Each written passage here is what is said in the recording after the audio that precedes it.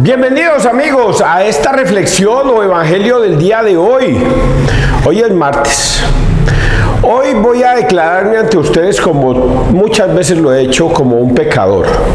Me tengo que declarar pecador ante ustedes y ante Dios, porque esa es mi defensa para los que me juzgan o me critican por ahí de repente en la calle sin yo darme cuenta.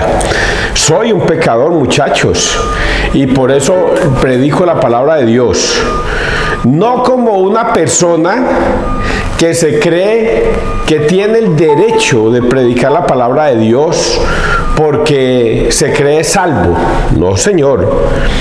Predico la palabra de Dios porque yo estoy obligado, óigalo bien, estoy obligado a escucharla para mí y predicarla también para ustedes. Luego, lo que yo voy a decir acá es la palabra de Dios, no palabra de César Arias. Luego, si yo lo voy a decir, va para ustedes y va también para mí. Si a ustedes les toca el corazón la palabra de Dios, espero que me la toque a mí. Si la palabra de Dios te va a juzgar a ti, también me va a juzgar a mí. Así es que espero que entiendan esta forma de predicar la palabra de Dios mía, para que no se me señale como una persona hipócrita que lee la palabra de Dios pero no es digno, porque no lo soy. Entonces espero que entiendan, y es que logren entenderlo. Esto que yo voy a decir es para ustedes y es para mí. Luego, no es la palabra de César Arias. Vamos a presionarnos, muchachos, porque hoy el evangelio sí que nos va a dejar cosas bonitas. Pero eso sí, recuerde que estamos y ya hemos empezado el tiempo del Adviento. Llevamos 3 días ya. Hoy es el tercer día. Sí, el domingo fue el primero, lunes 2, hoy es 3. Hoy 3, la palabra de Dios nos va a hablar del Adviento, de la venida de nuestro Señor Jesucristo. Y con ello tengo que decir un detalle. Nosotros los católicos no celebramos el cumpleaños de nuestro Señor Jesucristo. Nada de esas cosas. Nosotros no celebramos el cumpleaños de Jesucristo. Nosotros lo que celebramos es el acontecimiento de que Dios 700 años antes le había dicho a Acaz: pídeme una señal, y Acaz no se la quiso pedir, y el Señor le dijo: no me la pides, pero yo sí te la voy a dar. Mira, la Virgen está encinta y dará a luz un hijo por cuyo nombre será Emmanuel, Dios con nosotros. Eso es lo que nosotros celebramos, el acontecimiento, que lo que Dios le dijo a Acaz 700 años antes, se cumplió 700 años después. Ese acontecimiento de que realmente Dios, misericordia, cumplió su promesa de darnos a su Hijo único para que muera en la cruz y nos salve del pecado original, o del pecado que vivimos todos esclavos del pecado. Dios cumplió su palabra. Eso es lo que celebramos. Y hoy el evangelio nos va a hablar de eso. Ahora sí, persinémonos, muchachos, en el nombre del Padre, del Hijo y del Espíritu Santo. Amén. Primera lectura de Isaías 11:1-10. Sobre él se posará el Espíritu del Señor. Aquel día brotará un renuevo del tronco de Jesé, y de su raíz florecerá un vástago. Sobre él se posará el Espíritu del Señor, espíritu de sabiduría y entendimiento, espíritu de consejo, fortaleza, espíritu de ciencia y temor del Señor. Lo inspirará el temor del Señor. No juzgará por apariencias, ni sentenciará de oídas. Juzgará a los pobres con justicia. Sentenciará con rectitud a los sencillos de la tierra. Pero golpeará al violento con la vara de su boca, y con el soplo de sus labios hará morir al malvado. La justicia será ceñidor de su cintura, y la lealtad cinturón de sus caderas. Habitará el lobo con el cordero, el leopardo se tumbará con el cabrito, el ternero y el león pasarán juntos. un muchacho será su pastor. La vaca pastará con el oso, sus crías se tumbarán juntas, el león como el buey comerá paja, el niño de pecho retosa junto al escondrijo de la serpiente, y el recién destetado extiende la mano hacia la madriguera de la espid. Nadie causará daño ni estrago por todo mi monte santo, porque está lleno el país del conocimiento del Señor, como las aguas colman el mar.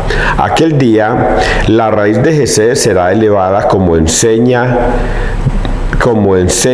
de los pueblos, debe ser como en señal de los pueblos. Se volverán hacia ella las naciones y será gloriosa su morada. Palabra de Dios, te alabamos a ti, Señor Jesús.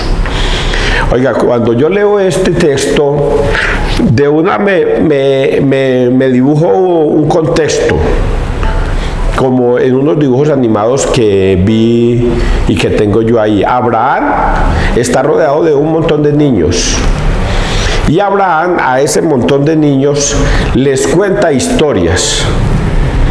Aquí pareciera que es Isaías contándole a los niños un montón de historias.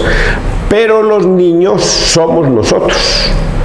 Y esos niños que somos nosotros, Isaías dice cómo va a ser la venida del Señor, en qué momento va a suceder y qué va a pasar. Eran momentos de angustia, voy a decirlo así, para muchos. Muchos sentían la presión de los ejércitos alrededor y había muchas injusticias. Y entonces solamente había un clamor de esperanza de cuándo iba a cambiar esos tiempos de tanta angustia, de tantas injusticias, de tantos miedos, de tanta zozobra. Y Isaías comienza a contar esa historia. Es una historia bonita porque les llena el corazón de una esperanza de que muy pronto va a pasar esto. Y ahí vamos a reconocer entonces un poquitico la historia. Vamos a reconocer un poquito esa historia para que ustedes lo entiendan. En aquel día, él dice, venga, no se preocupen muchachos, no se preocupen, va a llegar un día en que va a llegar un Salvador a salvarnos a todos nosotros. Así es que en aquel día brotará del renuevo del tronco de Jesé y de su raíz florecerá un vástago, sobre él se posará el Espíritu del Señor. Esta parte me gusta, por eso se las voy a recalcar a ustedes, porque son siete dones que da el Espíritu Santo. 7 dones, a ver si aquí están. Florecerá un vástago y sobre él se posará el Espíritu del Señor, espíritu de sabiduría y entendimiento, espíritu de consejo y fortaleza, espíritu de ciencia y temor del Señor. 7, conté 6. Pero de esos 7, el que menos le prestaba yo atención, por Dios bendito, era el del temor del Señor. Ese es el espíritu que en tiempos pasados la Iglesia Católica nos lo infundía mucho. La Iglesia Católica nos mantenía en el temor a Dios, que conservando el temor a Dios uno obedecía más a Dios. Hoy día la Iglesia, entre comillas lo voy a decir, no enseña mucho el temor a Dios. El temor a Dios no es el temor al castigo. El temor a Dios no es el temor al miedo. No, el temor a Dios es desobedecerle a Dios. Y por desobedecerle a Dios merecerás un castigo. Ese temor es el que hoy día los hijos se levantan con los padres. Un hijo no puede hacer lo que le da la gana en la casa porque sabe que va a recibir un castigo si obra mal, si no obra en rectitud, si obra equivocadamente, y el papá o la mamá lo va a castigar. Entonces ese temor a Dios es el que nos debe llevar a nosotros. Pues bien, ese temor a Dios, Dios lo colocó acá, Isaías lo colocó de último porque es el que va a guiar a nuestro Señor Jesucristo. De ciencia y temor del Señor lo inspirará el temor del Señor. Ese es el que nos debe inspirar, el temor del Señor, el que nos debe decir, hombre, se me presenta la oportunidad de robarme esto que está aquí en esta vitrina. ¿Será que lo cojo y lo escondo? Nadie me está viendo. Pero para Dios eso no es correcto. No lo hago, porque estoy pecando contra Dios. Ojo que lo acabo de decir de una manera muy bacana. Temor de Dios es fallarle a Dios y no al hombre. El caballero se pudo haber robado eso y decir, que la justicia me condene. Si la justicia me condena, pero es que es fallarle a Dios, que es mucho más terrible. Fallarle al hombre va y viene, pero fallarle a Dios tiene unas consecuencias muy bravas al final de los tiempos. Lo inspirará el temor de Dios. ¿Y por qué lo va a inspirar el temor de Dios? Porque cuando lo inspira el temor de Dios, entonces usted no juzgará por apariencias, ni sentenciará de oídas, juzgará a los pobres con justicia, sentenciará con rectitud a los sencillos de la tierra, pero golpeará al violento con la vara de su boca, y con el soplo de sus labios hará morir al malvado. Esto es una cosa que ya lo habíamos leído la semana pasada con el Apocalipsis. El Apocalipsis es un libro sagrado, es un libro de salvación, no de condenación. Es un libro para que usted levante la frente, como lo leíamos creo que el jueves o viernes, y decía, levántala, se llega el momento de la liberación, levanta la frente, porque vendrá el momento de tu liberación. Vendrá el momento de tu liberación. Y yo decía, pero mi liberación, claro, la liberación al pecado. Levanta la frente, porque viene el momento de tu liberación, la liberación del pecado, porque somos esclavos del pecado todos los días. Entonces, el libro de Apocalipsis es un libro de salvación, no de condenación. Lo que pasa es que en ese libro de salvación existe, por supuesto, los que se manejan mal. El que no obedece merece su castigo. Entonces, si usted aquí en la tierra va a matar, va a robar, va a delinquir, va a fornicar, va a violar, va a hacer cosas que no están estipuladas en la ley, sino que las va a violentar, pues evidentemente usted merece un castigo. Pero la ley está hecha es para que usted ande rectamente. Entonces acá Jesús dice, por el temor a Dios, usted no juzga, usted no es violento con nadie, usted amará al prójimo, usted ayudará a los demás, pero también dice acá que Él también para los malvados, también va a castigar a los malvados. Hará morir al malvado. La justicia será ceñidor de su cintura y la lealtad cinturón de sus caderas. Habitará el lobo. Bueno, y acá viene otra parte. La justicia hará cinturón, porque eso es otra cosa que nosotros analizamos. Cuando usted tenga un problema, una dificultad, yo siempre les he dicho, piense en nuestro Señor Jesucristo, ¿qué haría? Tengo un problema, una dificultad con mis hijos. Mi Señor, ¿usted cómo actuaría en ese problema? Busca consejo para que el Señor le diga cómo solucionar el problema. Tiene un problema económico, busca al Señor para que Él. Entonces, que todo sea, vengan a mí todos los que estáis cansados y agobiados, que yo los haré descansar. El Señor es pura misericordia y es justo para las personas que obran y lo buscan a Él.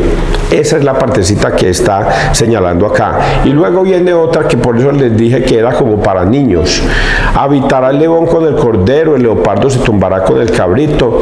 Esto me suena más al futuro, a la nueva venida del Señor, cuando ya vendrá el Señor a juzgar a los vivos y a los muertos y se llevará al cielo a los buenos y los malos serán amarrados en gavillas y arrojados al fuego. Y luego, ¿qué sucederá en el cielo? Esto es lo que va a suceder en el cielo. Habitará el lobo con el cordero, el leopardo se tumbará con el cabrito, el ternero y el león pasarán juntos, un muchacho será su pastor, la vaca pastará con el oso, sus crías se tumbarán juntos al león, como el buey comerá paja, el niño de pecho retosa junto al escondrijo de la serpiente, y el recién destetado extiende la mano hacia la madriguera del aspil. Nadie causará daño ni estrago por todo mi monte santo. Estamos hablando definitivamente del paraíso, de la vida eterna, porque está lleno el país del conocimiento del Señor, como las aguas colman el mar. Esta es una muy buena interpretación del paraíso, pero también voy a darle otra interpretación, y es que cuando usted ama a Dios sobre todas las cosas y lo obedece en sus mandatos, preceptos, usted siempre hace las cosas de una manera hermosa y va a ver que el mundo se comporta hermoso y todo lo que haya a su alrededor del mundo suyo va a ser paz y tranquilidad. Aquel día la raíz de Jesé, y aquí viene otra partecita, aquel día la raíz de Jesé será levantada como en señal de los pueblos, se volverán hacia ella las naciones y será gloriosa su morada. Será levantada con la cruz como señal de las naciones. La cruz es una señal que Dios nos da al morir crucificado. Vamos a leer el Salmo responsorial, Salmo 71. En sus días florezca la justicia y la paz abunde eternamente. Dios mío, confía tu justicia al Rey, tu juicio al Rey, tu justicia al Hijo de Reyes, para que rija a tu pueblo con justicia, a tus humildes con rectitud. En sus días florezca la justicia y la paz hasta que falte la luna. Domine de mar a mar, del gran río al confín de la tierra. Él librará al pobre que clamaba, al afligido que no tenía protector. Él se apiadará del pobre y del indigente y salvará la vida de los pobres. Que su nombre sea eterno y su fama dure como el sol.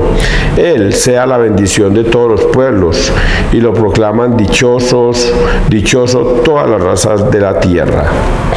Vamos a leer el Santo Evangelio. Lucas 10, 21-24. Jesús lleno de alegría en el Espíritu Santo. Mucha atención a esta lectura que voy a leer porque tiene varios mensajes muy bonitos, pero también tiene un mensaje terrible. Aquí lo vamos a escuchar. Mensajes bonitos y mensajes terribles. Aquí, de acuerdo a este resumen, dice que es bonito. Jesús lleno de alegría en el Espíritu Santo. En aquella hora Jesús se llenó de alegría en el Espíritu Santo y dijo: Te doy gracias, Padre, Señor del cielo y de la tierra, porque has escondido estas cosas a los sabios y entendidos y las has revelado a los pequeños. Sí, Padre, porque así te ha parecido bien. Todo me ha sido entregado por mi Padre, y nadie conoce quién es el Hijo sino el Padre, ni quién es el Padre sino el Hijo, y a aquel a quien el Hijo se lo quiera revelar. Y volviéndose a sus discípulos les dijo aparte: Bienaventurados los ojos que ven lo que vosotros veis, porque os digo que muchos profetas y reyes quisieron ver lo que vosotros veis y no lo vieron, y oír lo que vosotros oís y no lo oyeron. Palabra del Señor, gloria a ti, Señor Jesús. Bueno, vamos a analizar esto apologéticamente y a escudriñar las Escrituras para entender este mensaje bíblico, para que no sea como hacemos y como hacíamos anteriormente, que leíamos un pasaje bíblico y nos quedamos así. Vamos a ver qué nos dice el sacerdote y ni le prestamos atención a la lectura. Y otras veces yo le prestaba mucha atención a la lectura y yo decía, pero este padre, ¿por qué está hablando de otras cosas y no se refiere a la lectura, hombre? Yo queriendo entender lo que está diciendo la escritura. ¿Por qué Jesús dijo eso? ¿Para qué dijo eso? Y el padre le da por hablar de otras pendejadas que son importantes, porque tengo que decirlo también, si el padre lo dijo, es importante y él lo quiso tomar por ese lado. Pero uno, como católico, quiere, o como feligres, uno quiere es que le expliquen la lectura de la palabra de Dios, qué quiso decir o qué quiere decir Jesús con eso. Y a eso es lo que yo me encargo, de eso es lo que yo me encanta hacer, que es interpretar la palabra de Dios, a decir lo que está escrito. En aquel ahora se llenó de alegría en el Espíritu Santo y dijo, el Señor, lleno de Espíritu Santo, dijo. Es el Señor lleno de Espíritu Santo el que va a hablar. El que va a hablar. El Padre, el Hijo y el Espíritu Santo van a hablar. ¿Y cómo va a hablar? Dice algo terrible. Voy a empezar con la parte terrible, porque así está escrito. Esto es terrible. Te doy gracias, Padre, Señor del cielo y de la tierra, porque has escondido estas cosas a los sabios y entendidos. Eso es terrible. ¿Cómo? Les has escondido estas cosas a los sabios y entendidos. Sí, Padre.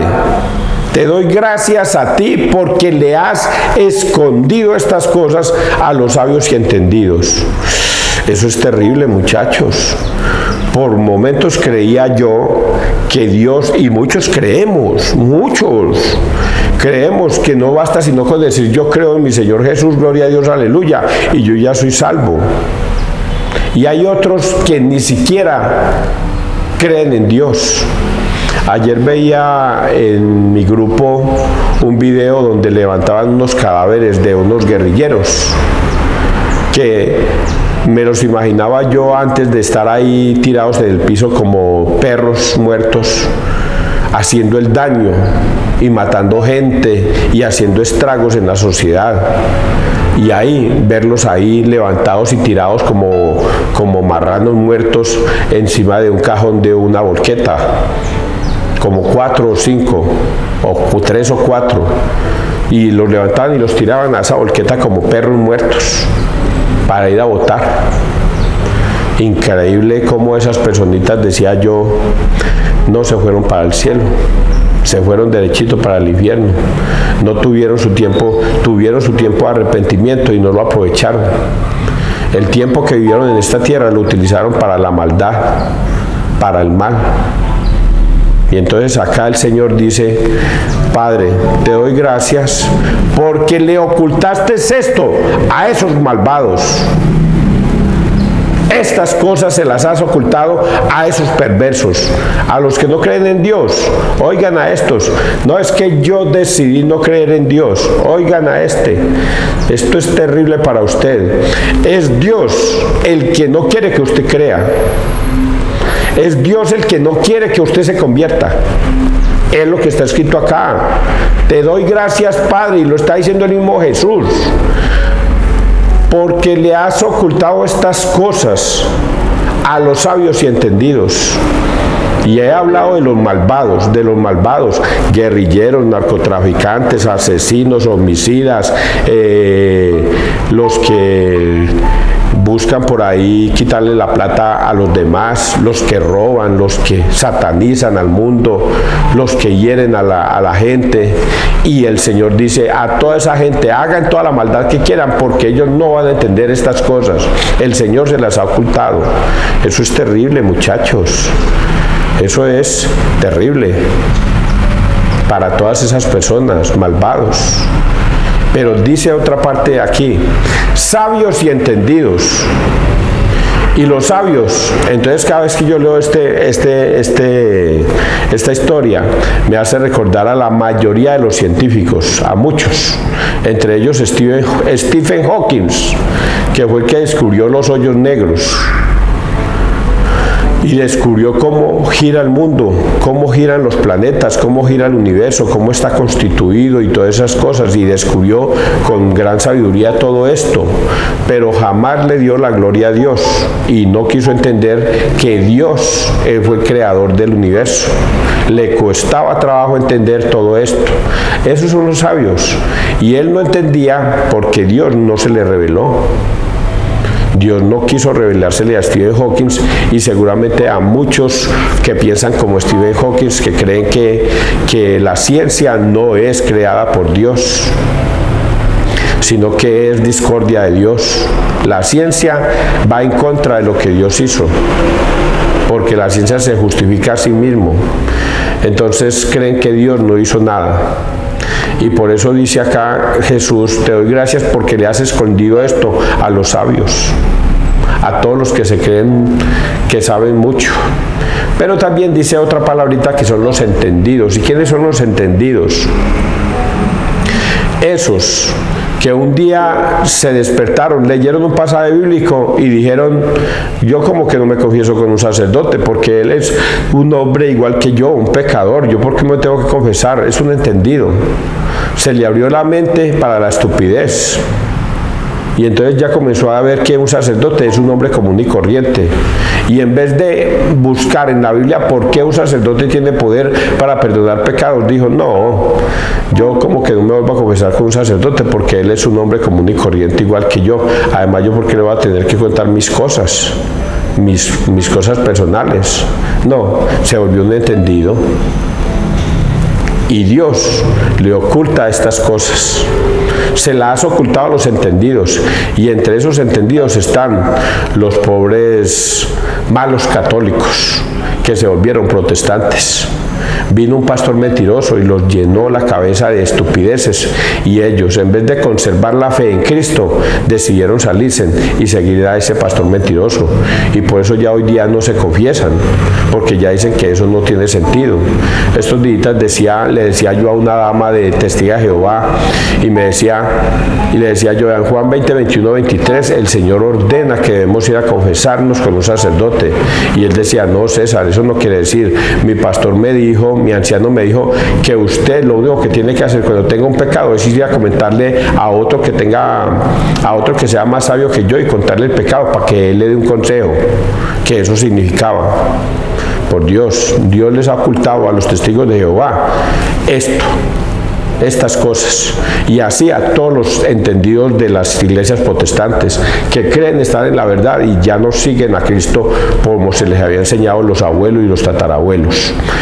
Y la otra parte que viene acá, que es la bonita, ya hemos hablado de la fea: y te doy gracias, Padre, porque le has revelado estas cosas a los pequeños, a los sencillos, a los niños, a los inocentes. Se las has revelado. Por eso nuestros padres y nuestros abuelos y nuestros tatarabuelos venían bien. Ellos, por sucesión, habían recibido este mismo conocimiento desde hace 2000 años. El Señor les dijo en Mateo 28, 19: vaya y hagan que todos mis pueblos sean mis discípulos, y enséñenles a obedecer todo lo que yo les he mandado. Y el Señor los mandó a bautizar, y bautizaban los niños y a todas las familias, porque todo el que fuera bautizado pertenecía y era coheredero del reino del cielo, y hacían la primera comunión, hacían la confirmación, y cada vez que iban a misa, si tenían pecado, se confesaban para poder recibir la Eucaristía, y mantenían en yendo a misa. Ese era todo el conocimiento. Eran sencillos, no necesitaban preguntarse nada más. ¿Por qué tengo que confesarme con un sacerdote? No se preguntaban esas pendejadas, sino que sencillamente la aceptaban. El Señor en Juan 20, 21, 23 lo ordena: yo lo acepto.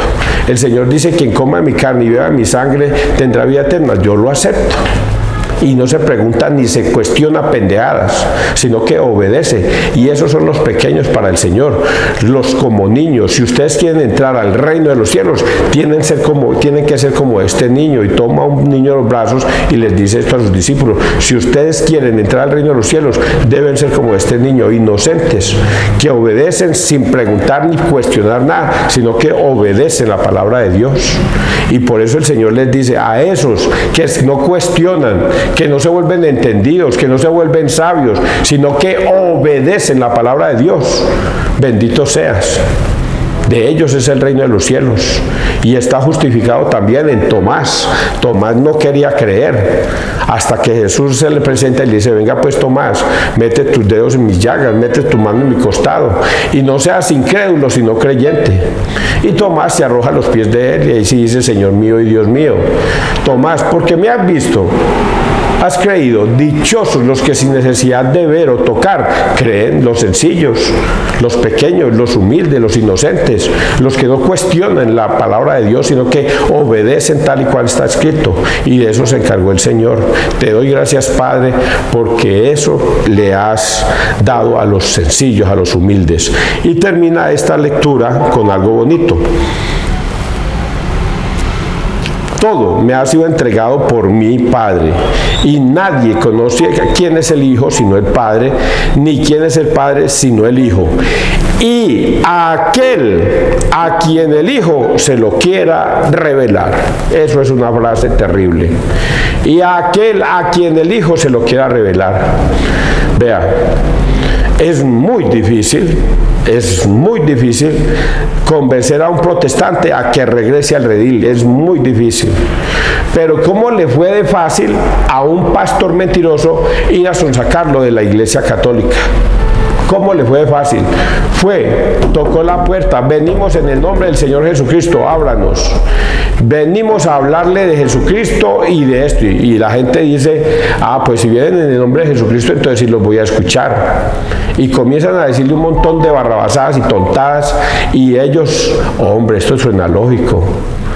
Yo como que me los voy a seguir a ellos. Yo como que estaba ciego. Inmediatamente renunció a la Iglesia Católica para seguir a un protestante. Y entonces cuando renuncian a un protestante, a ser de la Iglesia Católica y a estar en Cristo y se vuelven al protestantismo, Dios permite que ellos se vayan, porque no fueron firmes en la fe, no se sostuvieron en la fe, y dejó que se fueran. Por eso es tan difícil ir uno como católico a hablarle a un protestante a ver si lo regresa. No es capaz uno, no es capaz, porque ellos ya están cegados. Y está escrito en la Biblia de dos maneras: porque Dios, con D mayúscula, les ha dado el poder, porque Dios les ha dado un poder engañoso para que crean en la mentira. Porque Dios les ha dado un poder engañoso para que crean en la mentira, a fin de que no sean salvos. Les ha dado un poder engañoso para que crean en los protestantes, se vayan con ellos, a fin de que no sean salvos. Y hay otra frase terrible que dice: el Dios de este mundo, con D minúscula, que es Satanás, les ha cegado el entendimiento para que no vean el resplandor del Evangelio, que es la verdad. Eso está escrito en la Biblia y así se los he relatado.